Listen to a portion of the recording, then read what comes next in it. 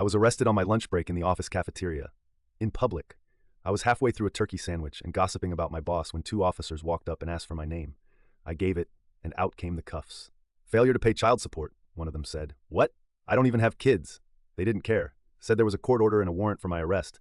Said I'd missed hearings I'd never even heard of. I tried to explain, but I was already being walked past my coworkers and shoved in the back of a squad car like I was some kind of criminal. The woman's name who accused me is Mary Beth. I don't even know her.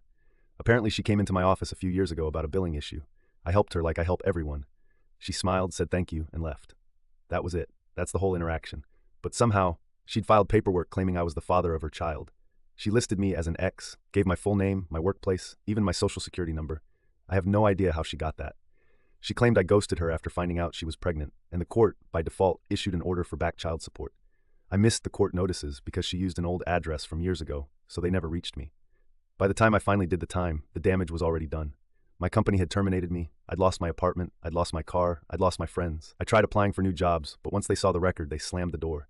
I had a degree, 5 years of solid experience, glowing references, but none of it mattered anymore. Eventually, I took a job flipping burgers, and I decided to fight back. I hired a lawyer.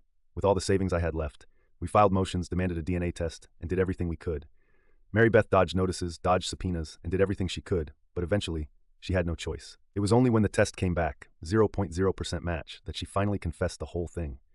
Apparently, the baby's real father was not someone she thought would be a good provider, so she decided that pinning it on someone who had something to lose would guarantee better support. She thought whoever it was would just roll over and pay, if only to avoid the shame and trauma. So she saw my name on a placard at the office, Googled me, and figured I looked stable enough, and awarded me fatherhood of her son. We turned around and sued her for fraud, defamation, and emotional distress.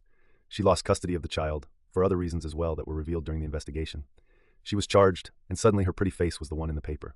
Last month, she showed up outside my shift at the burger place, eyes red and swollen, makeup smeared, holding a document and a pen, asking me to sign an official letter saying I would drop the case.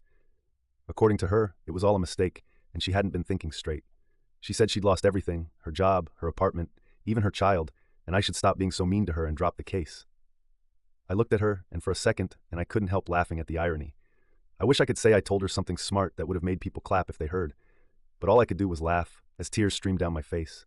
I wanted to punch her so badly, but I just turned and walked back inside. It's been 2 years already, and I'm still rebuilding. I still got a record that'll take a while to clear, and even when I do, I'll have a gap in my resume that will take some explanation. Meanwhile, I'm still flipping burgers, still couch surfing sometimes, but people are finally starting to believe me. My case is getting some attention now, an expose in the local paper, even an interview with a small podcast. I know I'll bounce back, but let this be a lesson.